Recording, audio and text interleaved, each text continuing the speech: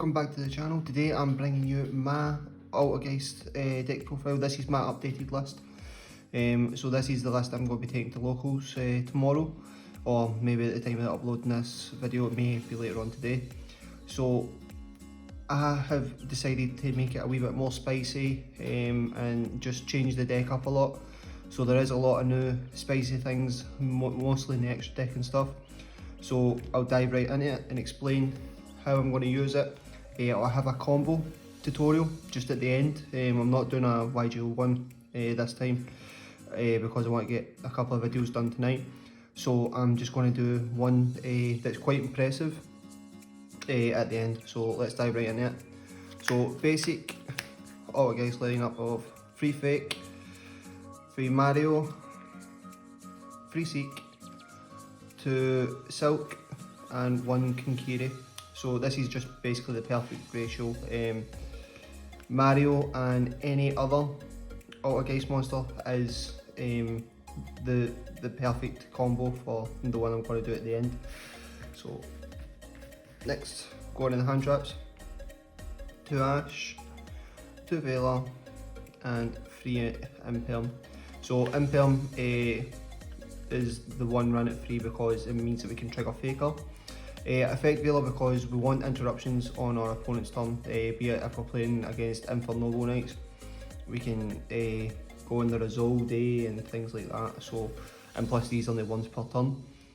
Ash is always really good to have, and I tend never to leave Ash out because against rogue matchups, Ash can just win you a game on its own. So that's a hand trap lineup. Then we play 1 Mago Nero and 1 Red Eyes B Dragon with 2 Red Eyes fusions. So this is probably going to be the engine that everyone throws into everything now. So we are at that stage in Yu-Gi-Oh where we have to deal with the boss for every single deck now, which is going to be Red Eyes Dragoon. But this isn't the main factor in the deck. This is just another win con, another win button, another engine that we can access, and we can actually use it quite well. So I will show you at the end. We will go into our opponent's turn with a Anaconda, a Dragoon, a Faker with a Silkidus and a Extia. Sorry, it's late at night when I'm trying to remember how to do this. So we'll dive further into the deck and I'll explain more later. So this is going to be the engine you'll see in everything. Draw power, we play 3 Pot Extravagance. I played 2 Forbidden Droplets. It was either, the budget version of this is just play Called by the Graves as a replacement for this, or an extra hand trap, but I felt like Forbidden Droplets, with Dragoon going to be in everything, I would rather have the droplets or be able to negate like big combo boards and stuff like that and then start picking away at them to be able to actually set up and stuff. So I felt droplets was perfect at 2. Then the Altergeist spells, Altergeist trap, sorry, is I'm playing 1 Protocol, 1 Manifestation, 1 Haunted Rock and 3 Personal Spoofing. So the reason why we play this is so we can trigger Faker turn 1. Just probably the best Altergeist trap really in the now. Ever since Faker went to 1, this just grew in popularity, and for me it's still the main trap card of the deck. Protocol is always extremely good. Basically telling your opponent, no, you can't negate me, is absolutely brilliant.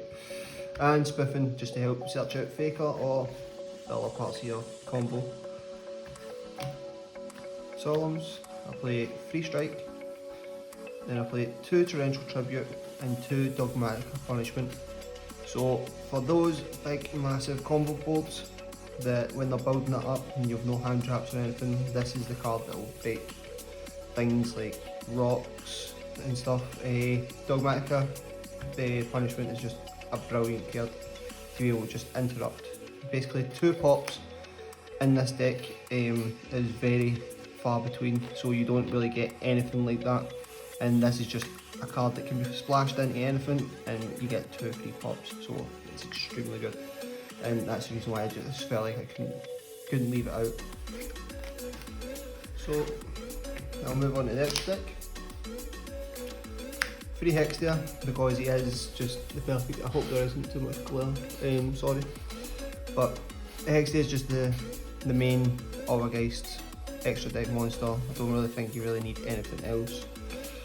And plus he's accompanied by a link cross, just in case your opponent ashes the Meloseek that would get you out the Faker or the Marionette or something.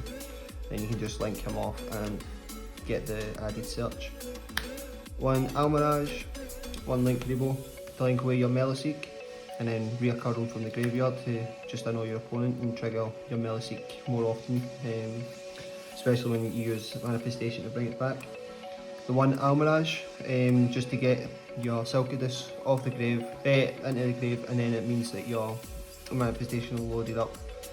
It is a 41 card main deck.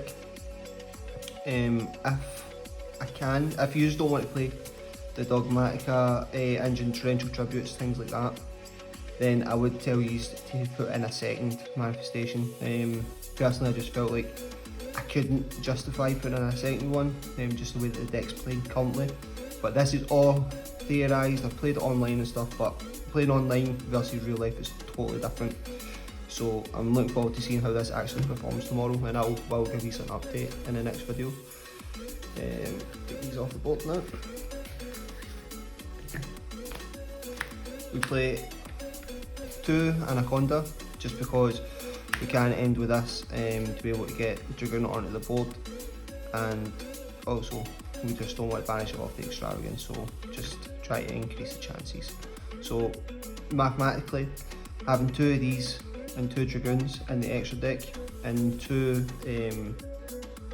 Red Ice Fusion in the extra deck means we've got a higher chance of actually seeing the full combo, be it from the main deck or be it from Anaconda's effect. So I have to play Anaconda at 2. I play 1 Halqifibrax, 1 Selene and 1 Access Code Talker, just because we can get Halqifibrax just brings out a effect veiler. I've said it in so many videos. Gets the effect veiler out, then you like this and the effect veiler into Selene. Selene, depending on how many cards your opponent has in their graveyard, is the main factor, because we don't really run that many spells in this deck. So Selene's effect, bring back, be it the effect veiler again, then Access Code Talker, and then you've got 2 loaded pops with Access Code Talker, and he's a big 5,300 attack monster, which is extremely hard for a lot of decks to deal with. Then finally we play 2 Dragoon and 2 Intis.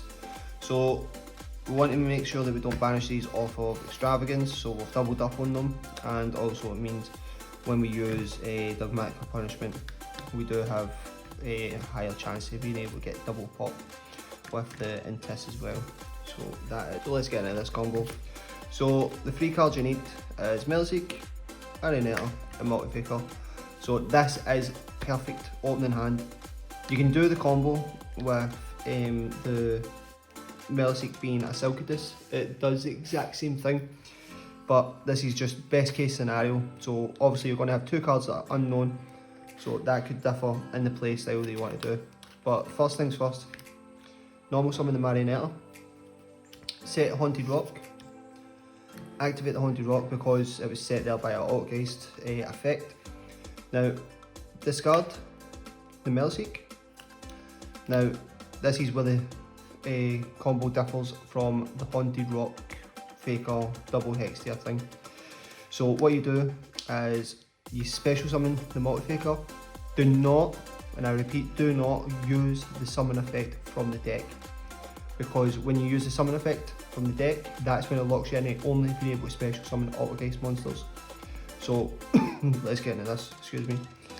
Marionette, send the Haunted Rock, bring back the Meloseek. Now link away these 2 to get out our first link monster, and that being Hextia. link these two and the Anaconda. Now, depending on whatever you have in your hand or whatever you want to do, chain links is chain link 1, 2, 1, 2, whatever you want to do. So what we will get is manifestation and faker. So obviously you can probably tell what we do now is we activate Anaconda's effect, send red eyes fusion. Hopefully that's in frame, sorry. Send in red eyes and dark magician, getting us out the Dragoon. Now we set this. Standby phase on our opponent's turn. Manifestation. Bringing out the Hextia. Then we go multi-faker effect. Summon the Silphidus. So you can summon the faker here or here, but I tend to want to do it like this just so that way it plays with Mech Knights, if that's a thing at your locals. So basically those three monsters that would be classed as bricks usually has ended you on a board with a Dragoon. They can't be targeted, cannot be destroyed by card effects, and it gives us a negation as well as a spell and trap negation and a bounce with a Silphidus. So, and when these leave the field, this will recycle either the manifestation, the haunted rock. This will search us out something else. So it definitely is a good end board with a lot of potential and good negations just from 3 cards that you would ideally think were bricks. So if this combo was helpful and you did enjoy the deck profile, please remember to give it a like. Please subscribe to the channel because it does help the channel out a lot, and I'll hopefully see you in the next one. Peace.